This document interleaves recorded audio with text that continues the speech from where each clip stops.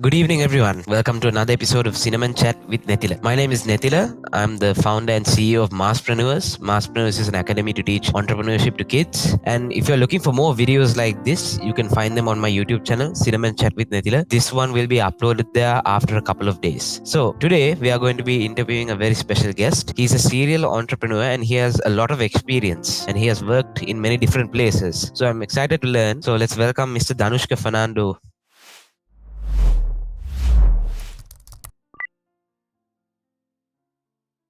Hello, sir. Hi, Nidila. Good evening, and thanks for inviting me for your Cinnamon Chat program. Thank you very much for accepting the invitation. It's an honor to have you on the show, sir. So, the first question I want to start off this is with you about your childhood. Can you tell me about your childhood? Yes, so I was born in the town of Moratua, a few kilometers away from the center of Colombo. And I was educated at St. Thomas's College, Mount Lavinia. And I think, I had a really good childhood, I would say, very fulfilling one. My cousins and my relations lived close by. Actually, we were neighbors to begin with, so we had a lot of same age relations whom we used to spend time together and then play together and grow up together. I think that was vital in terms of honing some of the skills that I've been able to put use at this day and age due to the fact that when you learn, when you play together, there's so many things that you learn by playing with your peers. And at the same time, when it comes to education, when it comes to learning things, we used to do our studies together and then study for exams together and do, all the naughty things as kids used to do. So we had a really, we used to play on the nearby roads, play cricket, and then we used to at times climb on our neighbors' roofs and then break few windows here and there when playing cricket. So it was. When I think about those times. We used to climb trees, and one day one of my cousins, he fell down from a tree. So we used to be quite naughty and then do a lot of new things. I think that has sort of been very much inspirational for me to try out new things as an entrepreneur as well. So going from there, till the day that I left my parents' house, I was there. That was my hometown, and I'm really proud about the fact that we had a lot of friends, a lot of same age kids to play together, and as I told, grow together, and then do things together, Netila. So I had a wonderful childhood, I would say. It's a very nice childhood, apparently, climbing trees. I don't think I've ever climbed a tree, I've never climbed a Exactly. tree. That's something I think a lot of kids that in even my son, he won't be having that opportunity. For us, everything we encountered in day-to-day life was we managed to make use of it to play. Roofs, walls, trees, roads. So everything that you see was something for us to play and have fun, run around, and then explore, and then we just naughty and just play. That was a big part of what we do. And then just sharing another small thing. During the daytime, that's what we used to do. But during the night time, unlike nowadays, we didn't have computers, so we used to come together and then play some carom, or do some hide and seek, or just run around. And when we were a bit older, we used to some place nearby and then just sit together and then have a chat. Maybe at times it's at some one of our friends places, at the outside garden or near a wall somewhere. We just used to hang around and just talk and then share our experiences, and then gossip about other people to everything. It happened in a very free, natural environment, Nitila, back then. Not like using a lot of social media or devices. Everything was face to face. So communication was face to face. So, what about the school life? So, if the childhood, if you're, outside of school, if you're all acting like that and, having fun and, enjoying everything, how Yes, about school? yes. I mean, I was neither very studious or very naughty in school. My mother made sure that I did my studies well. So few achievements back in school. I managed to get the highest marks for the scholarship examination back in grade 5, and that's the same time that I was awarded as the best athlete in school when I was just 10 years. So managing to achieve the best possible status when it comes to studies in one point, and then sports or athletics is what I continued throughout my school life. So managing to sort of excel in that. So grade 5 that year is a very important year for me when going to school, and I always did my studies well. I managed to get 10 distinctions for my O-level examination. I was somewhat balanced. I had a very balanced school life, doing sports in one hand and at the same time continuing with my studies on the other hand. And then I managed to captain and take several leaders, namely the literary, drama, and debating. I was the president, and then science society I was the vice president, and then again the vice captain. So I would say I had a very balanced school career. Neither I was extremely naughty, neither I was extremely studious.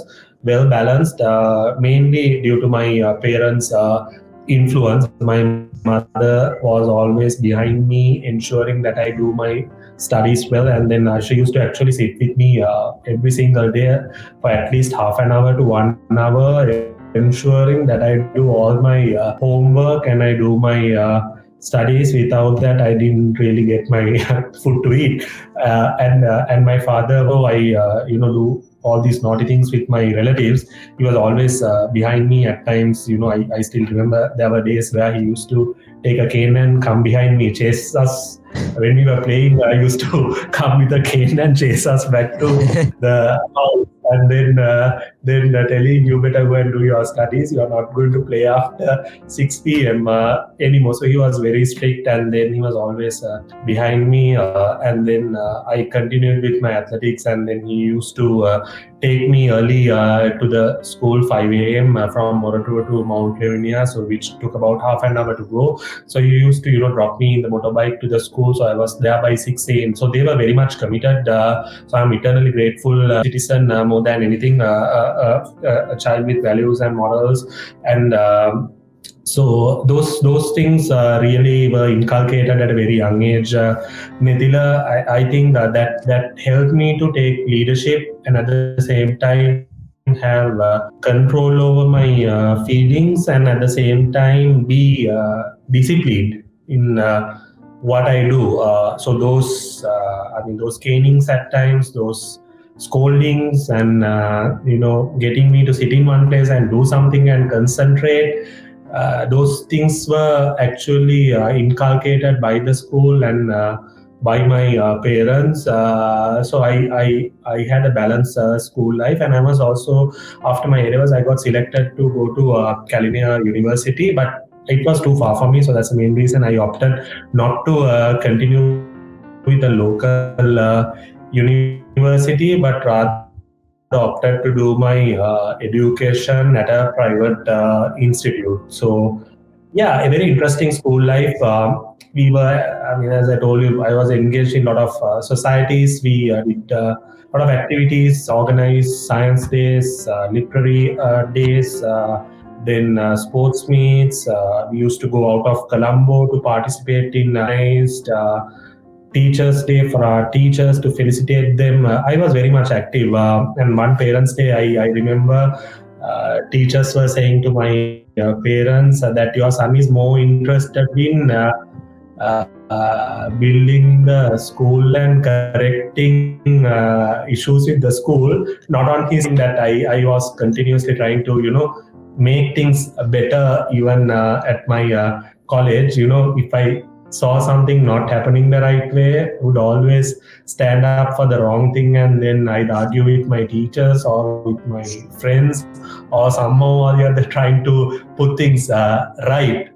So those are, I mean, when you turn back and when you look back, it's great things that I'm really happy that I've done certain things and really proud. Apart from some of the naughty things which I don't want to really share, but going trucking to jumping into girls' schools and doing all those fun stuff, we had a really good school life. Nidil. I'm really happy about. I mean, up to my school life, things are very much going according to plan. I would say things started going and explain more on that when you have the questions related to business side actually. So, what was your ambition at the time? Once you finished your school? They wanted me to be educated. That was so much in their mind, especially my mother. I mean, that's the reason I mean, I'm thankful for her to, getting the highest marks when it comes to scholarship examination, and getting 10 A grades when it comes to. So at our time, we had 10 subjects for ordinary level, and I managed to get 10 A's or 10 distinctions for that. And then I did maths and I got good results. My teachers thought that I would get 2 A's or 3 A's, but anyway, I managed to get 3 C's because I was involved in so many other school activities and I really couldn't focus too much on my studies. So they never forced me to sort of, go and achieve or like engage in a certain profession like a doctor or an engineer. And I was again not really interested in being a doctor. That part I know. Engineer, I was not very sure about what an engineer would do. All I saw them was, near construction sites wearing that whatever the hat or whatever you call it, and then getting engaged in those tasks. So I really didn't know what engineering was to begin with. Doctors was too much boring for me, so I really didn't know. To be honest, I never had an ambition to sort of be this person. But the ambition that I had was I wanted to kind of craft my own path or and be a leader. I was used to being a leader in school as well, as I told you, because I captained and I was the president of several schools who would work with me in ensuring tasks are completed and then objectives are achieved. If we had to organize a science day within a period of 1 month, when we were doing our exams, I had a team and I had the motivation to get things done, complete it, make sure it's done, it's organized, and work hard for it. And no matter what we did, just sharing another quick example for our science day, we planned to do a souvenir, and we didn't know with whom to print this souvenir and then how to design this souvenir. We learned Photoshop back then, and then we designed the entire souvenir, me and another friend, when I was in grade 13, 12 or 13. And we went to about, I think, 5 or 10 printers, and we were not sure how to explain what we wanted to them. We didn't know the technical things. What's offset printing, what's digital printing, what exactly we needed, and we didn't know anything. So we experimented, and then we went to the extent of doing a dummy book, print it, and certain pages we didn't have ink to print. And I very well remember we used to draw what we had in our mind. So whatever the extent we had to go, we went there and we got things done. And our teachers knew that we were capable of getting things done one way or the other. And these kids would go to the extent to ensure that things are done, Nitil. I think so. With that only, I had the ambition of doing something on my own, or rather, even if I worked, I wanted to do things my way, and then provide leadership and guidance to my team. So I never had an ambition to be a professional, a doctor or an engineer. Neither I had a big ambition to work at a particular company, because some people I know they want to work at a multinational, or they want to work at a startup, or they want to go abroad, or they want to work in a bank. But for me, I never had that ambition, Nitila. So, what was your first job then? Yes, good You didn't question. want to So, work in a multinational. You didn't want to no, I become have one want of to those big work. positions either. What did you end up Yes. doing? The first job. So, good one. So, back in 2000, I finished my LLs in 2003. And then after that time, after I think 1 year, we had the tsunami. So that was a devastating incident for Sri Lankans back then, and then we went through a lot of issues and troubles due to that. In 2004 December, that's when we had the tsunami. So Yeah. what happened was, yeah. So after that, I was 20 years or so at that time, and then what happened was, I wanted to sort of engage myself in doing something for the community, Nitila. And that's the time my uncle was actually the deputy director general at Sri Lankan Red Cross, and I told him, Uncle, I want to come and work with you. I want to basically do something for the people who were affected by the tsunami. So then he told me, why don't you come and join us as a volunteer? And I was doing I was in the second year. I finished my levels in 2003, and 2003 I started the my 2004 I started my degree, and 2004 end tsunami happened. 2005 I approached my uncle saying that I want to do January or February, and then he said, come and work with me. I just started the second year. I did my first degree at Sri Lanka Institute of Information Technology, my degree in information technology. So I was freshly into the second year, and then he told me to, why don't you come and volunteer at Sri Lankan Red Cross. So my first job was a volunteer, not a job per se. I volunteered myself to go and help the people who were affected by the tsunami. And I think that as a job, if I consider that as a job, that's the perfect job, and that I think was the most fulfilling thing I have ever done in my entire life, apart from being an entrepreneur. Because I used to travel a lot, and I love traveling, free traveling all over the country, meet people, listen to their stories, and then at the same time help people. Not really with my money, but I had donors giving money, and so I mean, for a young boy who's just 21 or 22, and the good part was I got paid, I think, 500 rupees per day. That's probably equivalent to about 2000 or 5000 at this current day. 500 per day I got paid, and without my knowledge, I worked for about 10 days and I have about 5000 rupees, and I don't know what to do with this money, because my food was provided by home, my transport, they gave me money. I was doing my degree, and I volunteered about 3-4 days, and I shifted my degree to weekend.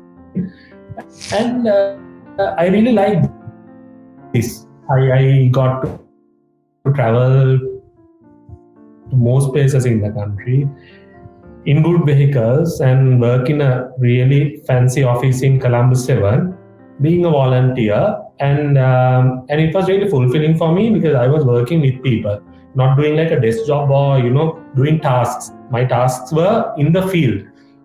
So that was my first job, Mithila, and trust me, I was the youngest person at that time at Sri Lankan Red Cross. And after 2 weeks, they offered me a full-time job. You know why not? Because I was an excellent volunteer, because I knew some IT that none of them knew.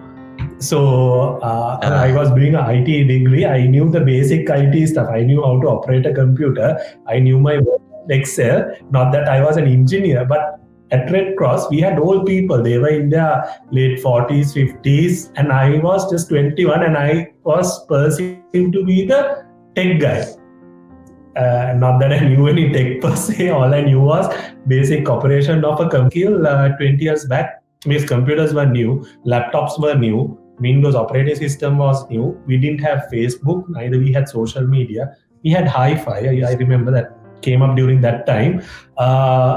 So they saw value in me. They saw skill in me, that something that they couldn't really afford to have, or that they didn't really have that skill.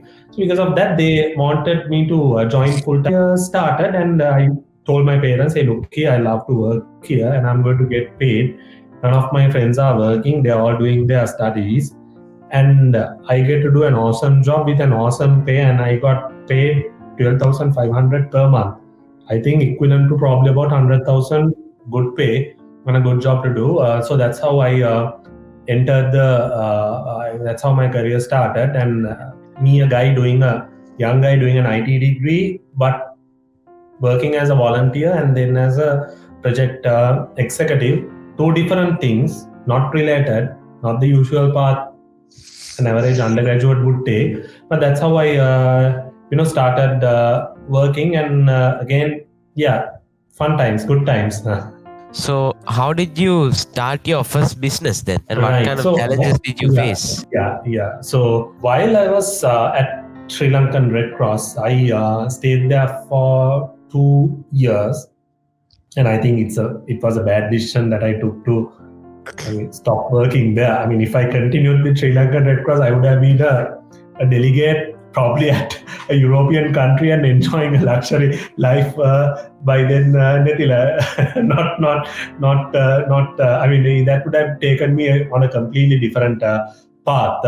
I had a lot of opportunities and potential there, but for some reason, while I was doing my degree, my parents didn't really like the fact that I was engaging in something completely different, and I also felt that I'm doing a degree in information technology. I didn't have any job relevant experience at Sri Lankan Red Cross. It was purely humanitarian work, volunteering work, completely different path, and neither it linked with my studies, neither my studies linked with my job. So during the final year of my degree, I applied. Because I was working, I wanted to get some relevant experience. I applied for an online marketing company, and I managed to get a position as a marketing manager. I was 23 or 24 before I passed out from my university.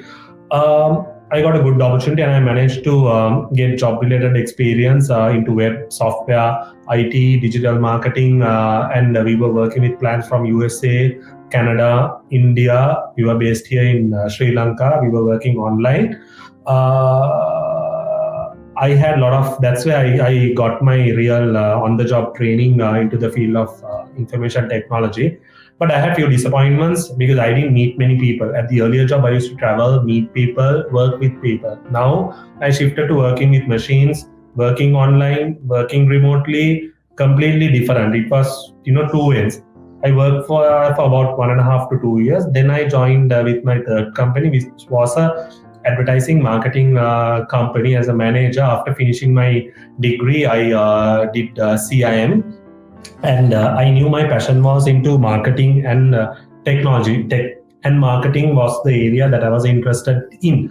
And I got another good opportunity at one of the top advertising communication companies in the country, which got me to start my work there. And then I worked there till 2009. So altogether, my working experience was from 2005 as a volunteer to 2009, 5 years, 5, 6, 7, 8, 9, yeah. And 2009 end, I stopped working completely and I started my own business. You know how it happened? It happened not because I badly wanted to start my own thing, but I had a really bad boss. Someone who didn't really agree with what I said, someone who didn't execute the tasks properly. And I felt there are a lot of gaps in the organization that can be rectified and corrected, but I didn't have the authority to do any of those things. And this guy, even though I used to tell him many times, hey, look here, boss, this is what you can do, this is how you should do these things, and we can rectify these problems, and then we can streamline things in a better way. He never used to listen to me, and he would take my ideas and he would go and talk with the owners, the directors of the company as if they were his own ideas. I really got disappointed, and I knew, okay, even if I were to quit from here, but if I find another person like him, that's going to really demotivate me and kill my spirit completely. And that's how I thought, hey, look here, I was now in the industry of advertising, maybe I can start my own thing. 2009, we had a recession, global recession. and we had big clients moving away from big companies to smaller companies. I saw opportunity there. Hey, look here, I could do something and offer something at a cheaper price and a faster pace, and then there was opportunity there. So I thought, okay, I'll start something on my own and then try to canvas for business, because I knew designing, I knew my IT part, and I was good in my selling skills. So I had the key ingredients to start something. And my first venture was in the field of advertising, design, graphic design, advertising, and media, and yeah. So those are the three components that I focused on. I still remember.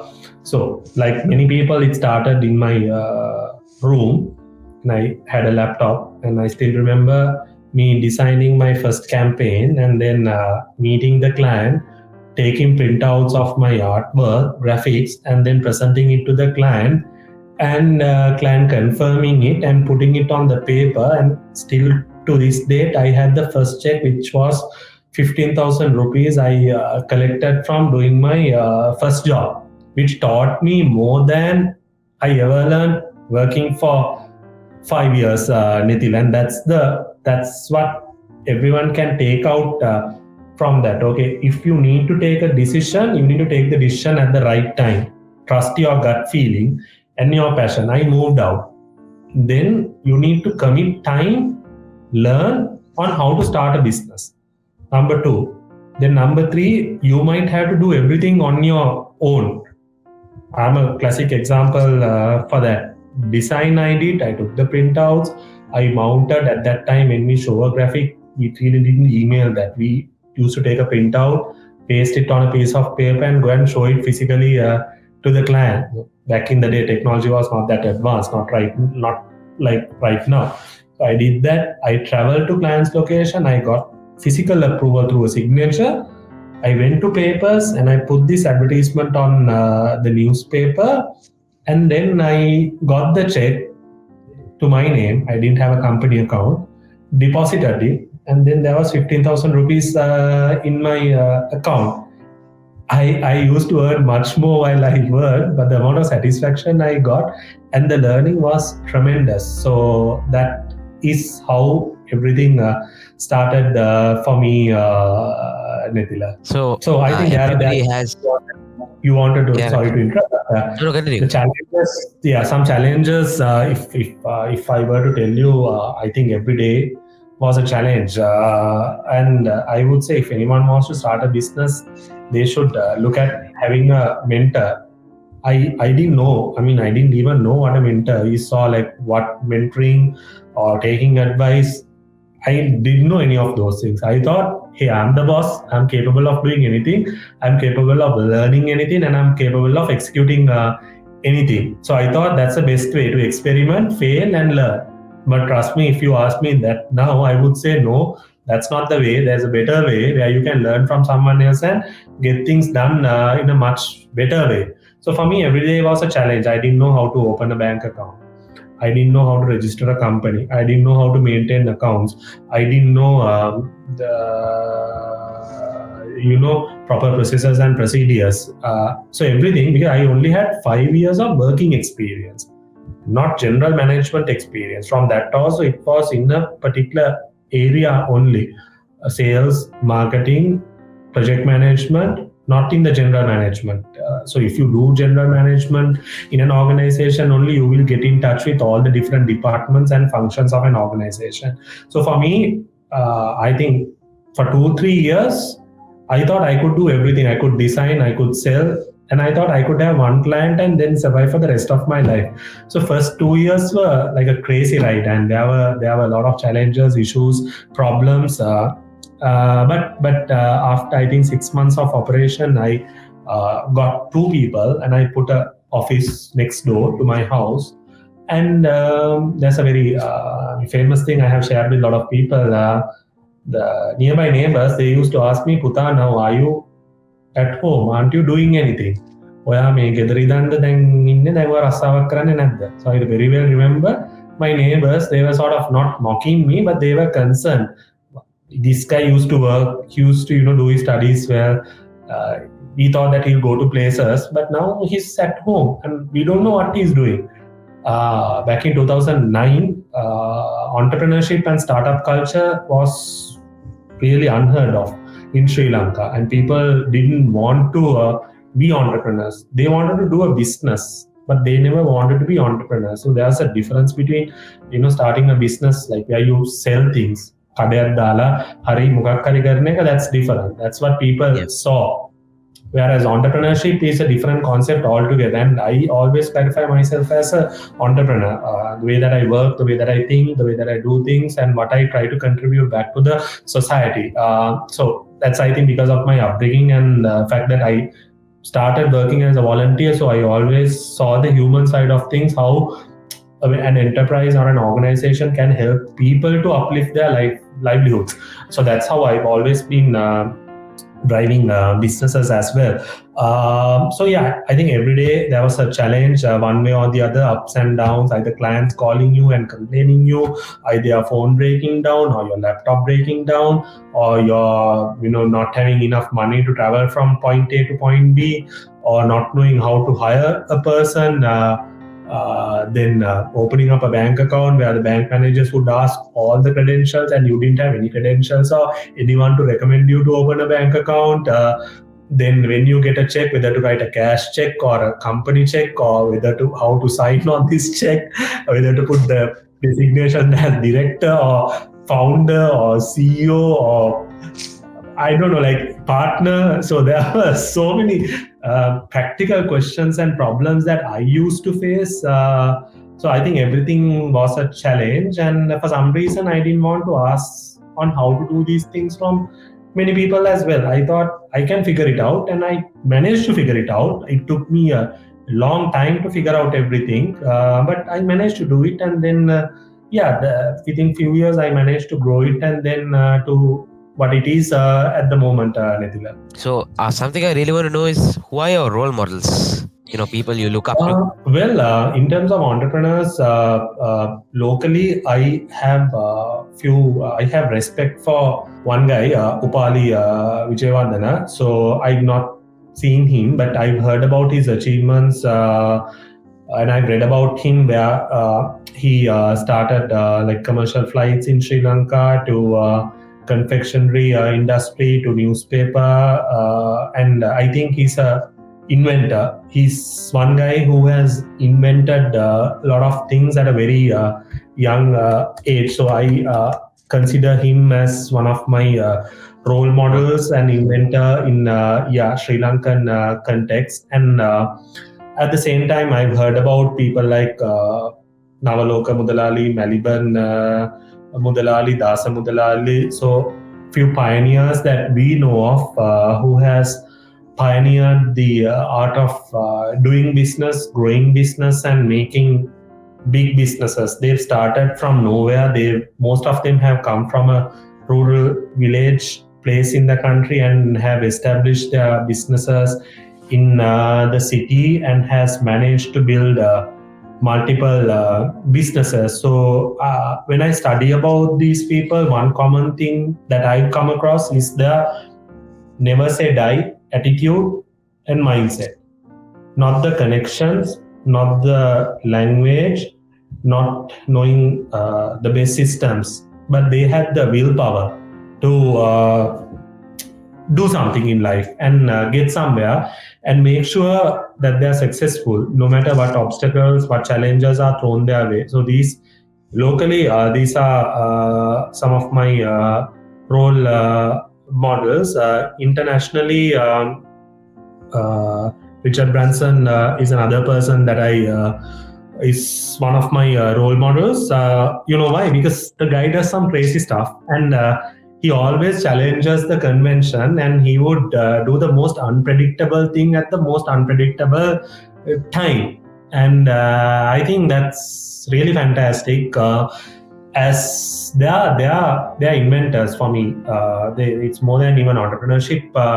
They try out completely different things, and they would do things even though they fail. They would keep on doing things, and they're continuously doing new things, and their life does not stop at a particular point. Entrepreneurship is also that there are different exit strategies for businesses. There are different ways to invest money and make money, but entrepreneurship is like a journey.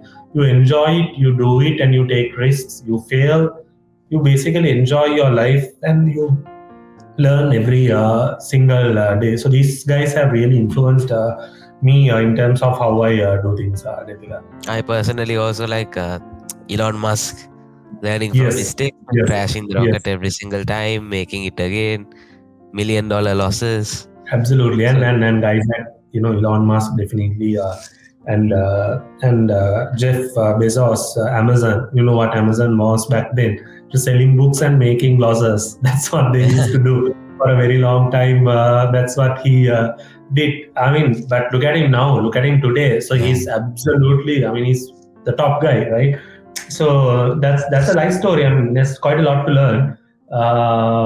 By failing, you can learn a lot rather than being successful. yeah. So you're a serial entrepreneur. What are the other businesses you have done? What are all your other businesses? So we have businesses in USA where we invest on startups, and then we have few startups that are currently in that country. So our companies right now it's consolidated under the group name FINEZ Capital Ventures, where we have an investment arm where we invest on certain startup businesses both locally and internationally. And USA, where I told about that market is we have our advertising, communication, and media businesses in that country, and few businesses I've started and I've exited, and I've taken back my share. Especially there was a tech company that was into retail, online shopping, and then payments.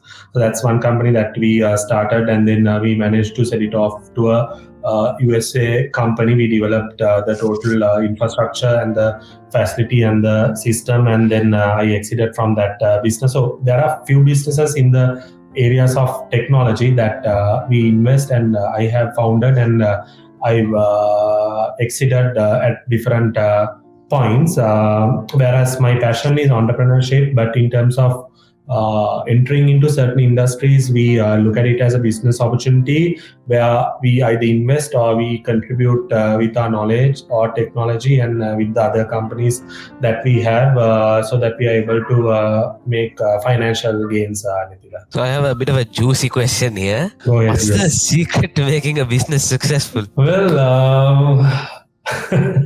I would say I can tell personally, it's your belief more than anything. That's the secret for me. Believing that you're capable of great things, day in, day out. I before I very well remember, Nitila, when I started my business, I believed that I can put my designation as managing director.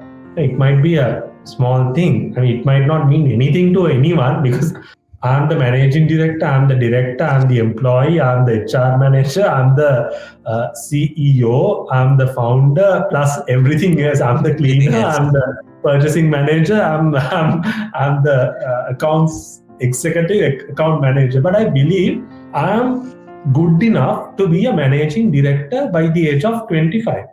So for me, I believe that.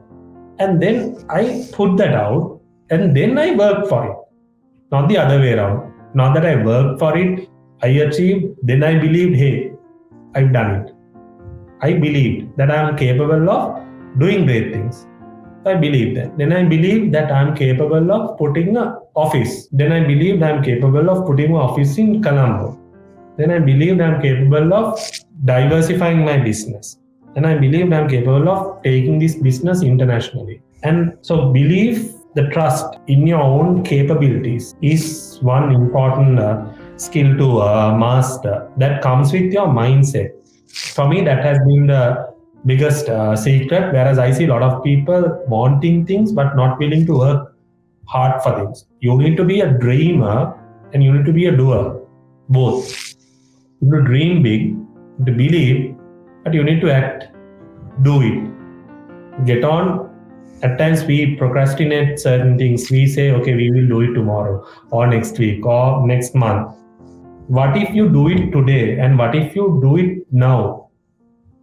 Again, going back to my example, I wanted to start something. I went ahead and booked a domain name. I learned web designing and then I created a website. I learned Illustrate and I created a web visiting card.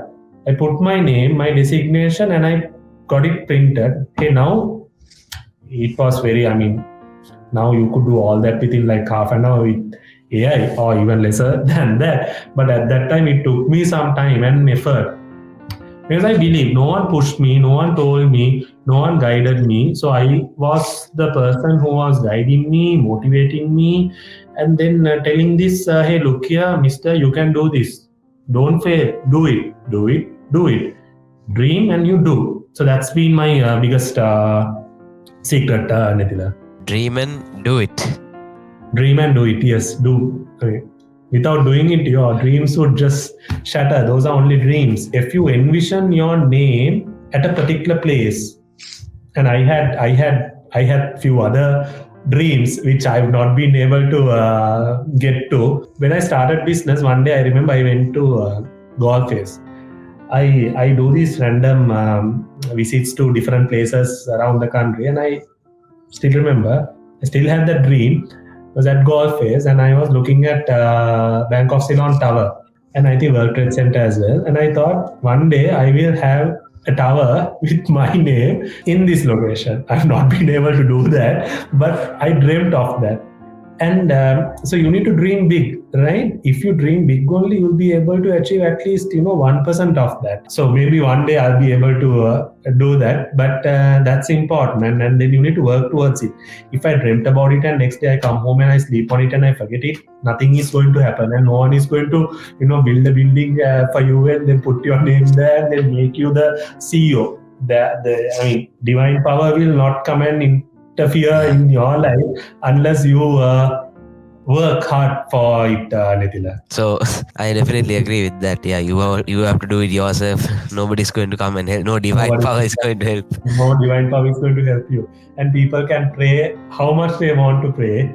They can go to every kovil or temple or any holy place, and your parents can pray for you, Nitila. But unless you do this, nothing is going to happen. It's simple as that. So believe for me, yeah. Looks like something crazy has happened just now live. I have just hit 10,000 followers on LinkedIn right now. Oh, congratulations for you. Thank you very much. Thank you to the audience as also. much as I have, so well done, thumbs up. Thank you very much to the audience as well. You guys connecting to me and following me. Thank you very much. So to the next question, I want to ask, you have many awards. So can you talk about two of those awards that you have? Many important awards. Yeah. So I think for a long time, I didn't really. I very well remember. So my very first recognition was back in 2013. Couple of years. I started in 2009 and 2013. I was selected in the top 5 of the Sri Lankan Young Entrepreneur Award by Chamber of Commerce, if I'm not mistaken, the main awarding body for young entrepreneurs in the country back then. Why I like about, I didn't win it, but I like the fact that I was selected for the first 5. Because first 5 we got an opportunity to go to India and to get we had workshops and trainings. Why I still like about that award is at that time I was under 30 years. I was 28 or 29. And I was one of the few guys who started something on their own and got selected to the top 5. The guy who came first or second, he's again a famous guy in the tech space, one of my very good friends. So he started on his own. The other 2 or 3 continued their parents' businesses. So they ventured out under the guidance of their parents, and they built something in the same line of business, but they were awarded. So me and the guy who was number one or number two, I can't exactly remember he was one or two, but he was either one or two. So from the top five, we were the only two who had started something on our own, and there were about more than I think 300-400 applicants. We got selected, and even though I didn't came in the first three, it was the best validation for me that I am going in the right path. I am, even though I was not making a lot of money, I only had about 15 people at that time, not many people working for me as well, but they appreciated the fact that I started and I'm doing something and I've grown my business. I've done everything from scratch, and I was able to prove it through papers, presentations, and I was standing up for my idea. That was very important for me, that people valued that. Because see, none of my friends and my relatives, no one really was in the field of business, and then they saw me as the odd one out, and I need validation from someone, motivation to say, hey, Dhanushka, you're doing something right, continue, push. And trust me, that validation was enough for me for nearly 7-8 years. I did not even apply for any award.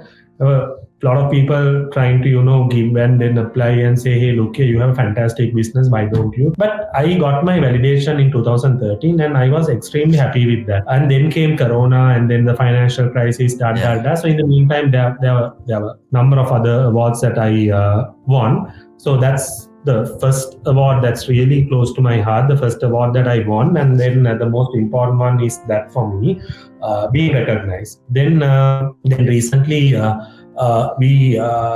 most recent one was, I think, I should have it somewhere. This one I can show it to you because I have a physical one here in my room. FINEZ Furniture and Interior, Construction and Real Estate SME Gold Award. So we managed to win that. That's again the most recent one, and the one that again is very close to me.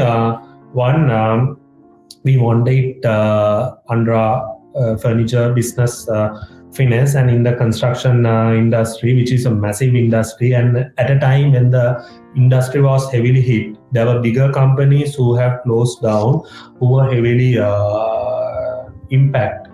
And but we started that business in 2017, and we have grown the team to about 75 people within a period of 6 years. We have put 2 factories and 2 showrooms, and grown our social media from zero to about 200,000 on Facebook and Instagram, and have done a lot of marketing, PR, development work, and year on year we've grown our revenue.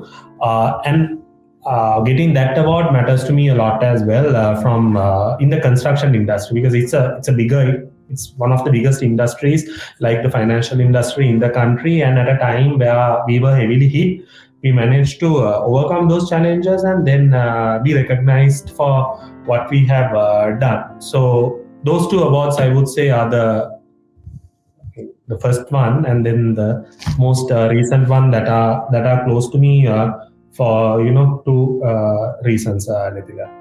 So you have a marketing advertising background. Now, what kind of importance should someone give to a marketing function? For me, I think that has been the most important function in growing my businesses, marketing and selling.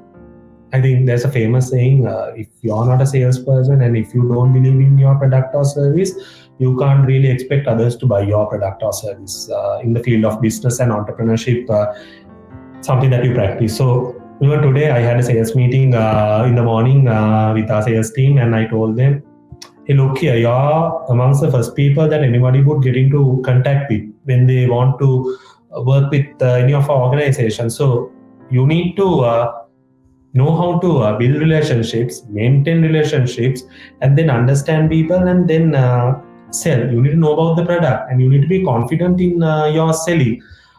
Same with marketing. You need to know how to market your product. You need to know how to give value addition to your product, and you need to know where to market your product, which particular platform, building a brand, giving value to your product or service, knowing how to approach a customer at the right time.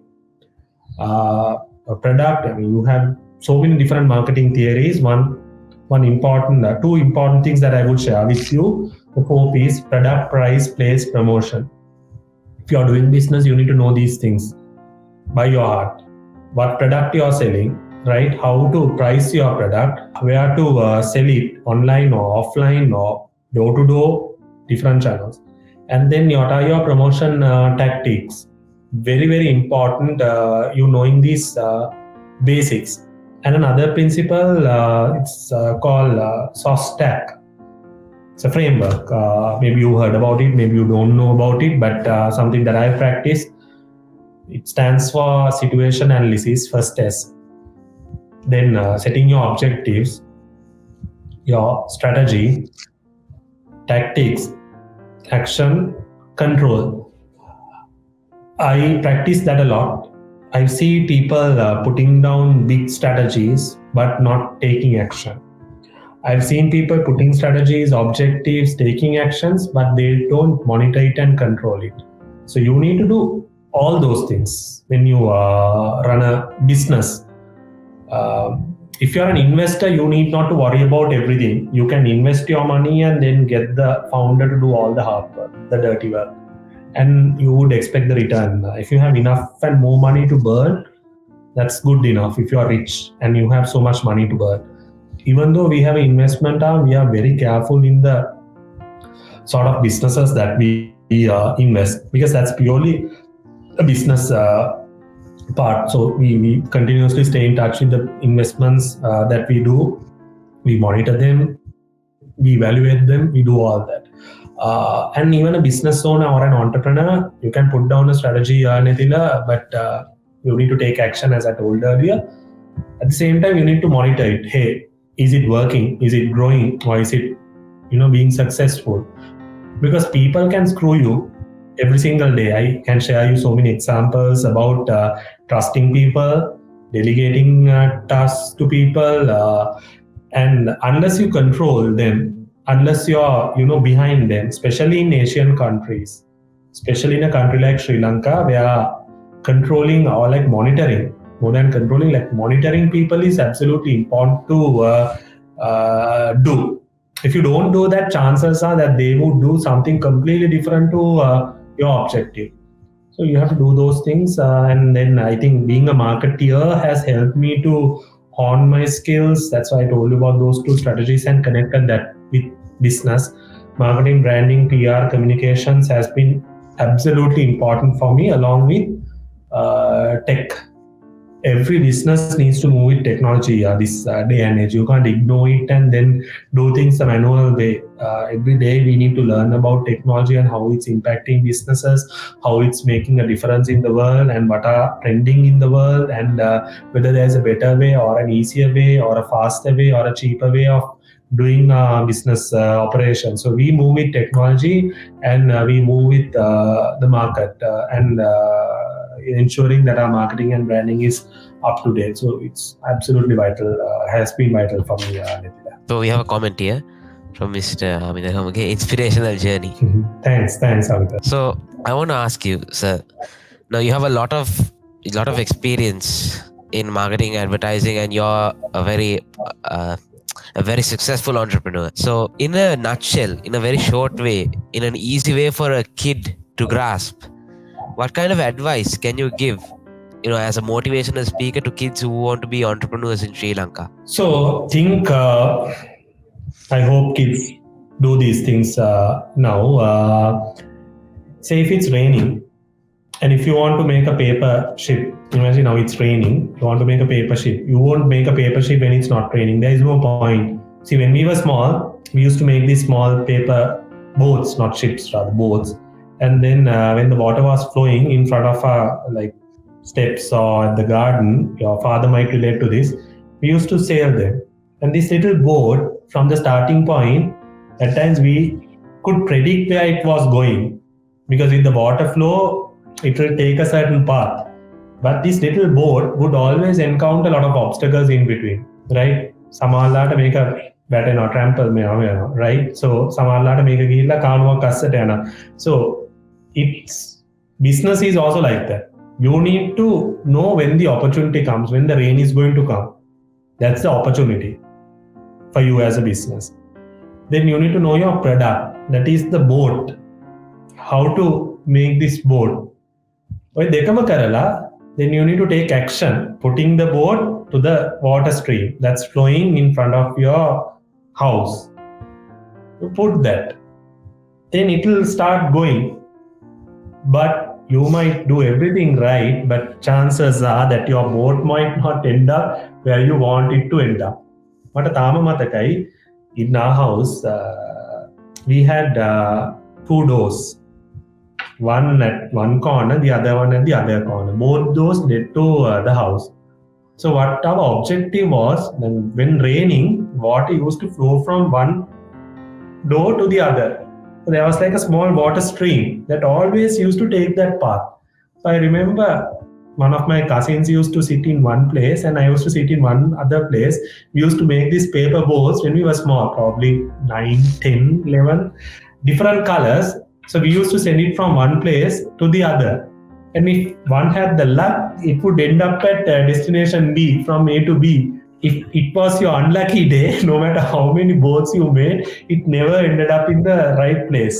It will always go haywire. So entrepreneurship is just like that. That's a most simple example that I can share. Opportunity would be there, product might be there, perfect environment might be there, but still it might not end up at the destination that you want it to end up. That's where you need to believe in yourself.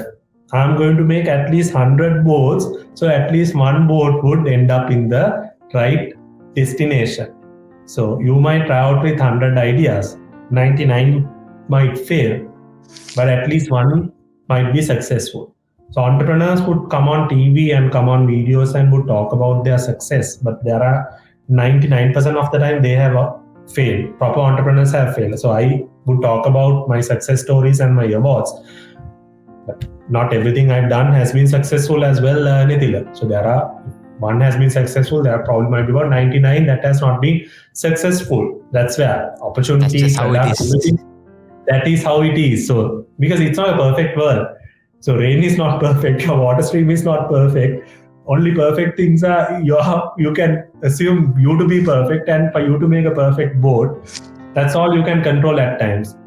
In business jargon, you call this as macro factors, political, environment, social, all the big jargon, technical terms I can use. In simple terms, it's just like rain and a water stream that's flowing from A to B.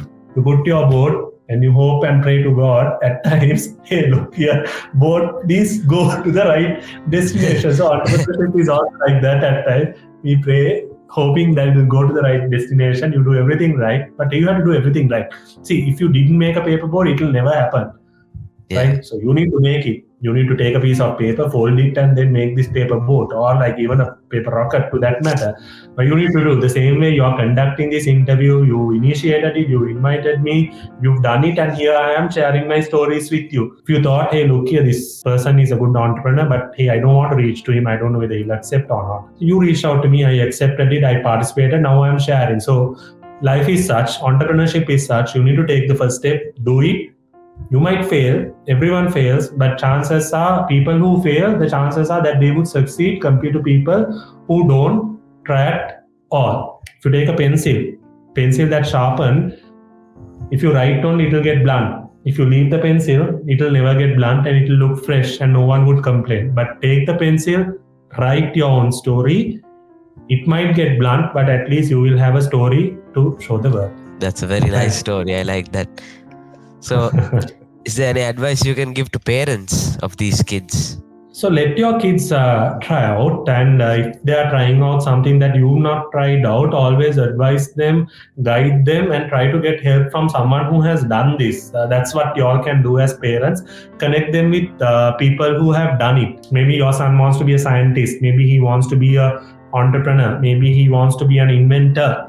So if you have not done it, chances are you might not know anything about it. So don't distrust them, trust in their abilities and capabilities, and make sure that you guide them and you connect them with the right resource person, which will help them to hone their skills and grow faster, Nitila. So parents have a massive duty. I talk about entrepreneurship a lot because I believe in Sri Lanka we only have less than 1% of people as entrepreneurs. Sad story. Whereas certain Asian countries have more than 10, 15, 20%. So by nature, parents don't encourage their children to take risks and do new things. Unless someone goes and do something new, world doesn't move forward. If no one went and invented the vehicle, if no one went and invented the laptop, if no one went and invented the rocket or the plane or the light bulb, I don't know what will happen with our lives. So someone needs to do it. And when you do things, you learn more than you read at times. Yeah. You learn it in the practical sense. Practical knowledge. So let your kids get that practical knowledge and allocate at least half an hour from their daily schedule. Do something new, learn something, and experiment if they want to make like a simple any item. It can be like a small vehicle or like rocket or be a scientist or anything, or like photography or whatever they are passionate about. Let them do it. Let them try it.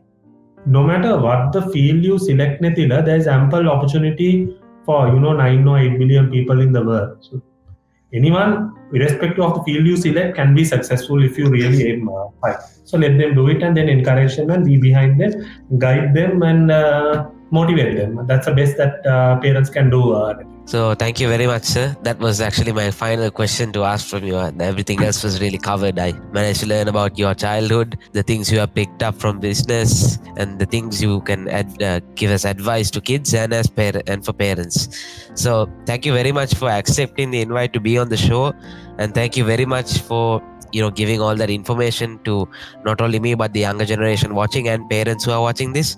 So thank you very much, sir. You're welcome, Nitin, and I wish you all the success. And it's simply amazing to see you doing all this at a very young age. And I see a bright future for you. And as a father myself, having a son, I'm extremely proud and happy for your father as well, who's a good friend. So I want to wish him also all the success for encouraging you and guiding you. And you should be happy for having him as a role model and guiding you. I'm sure he must have guided you along the way. So I want to wish him as well, and then wish you all the success. Really happy to see young people coming up, doing new things, and then helping each other. That is my passion as well, to help others to grow in whatever the way we can. And I wish you all the very best as well, Nitila. Thank you very much, sir. And to the audience, thank you very much for watching this interview. If you want more, it's available in my YouTube channel, Cinnamon Chat with Nitila. Thank you very much, and have a great day. Thank you, sir. Thank you, Nitila. Have a great day.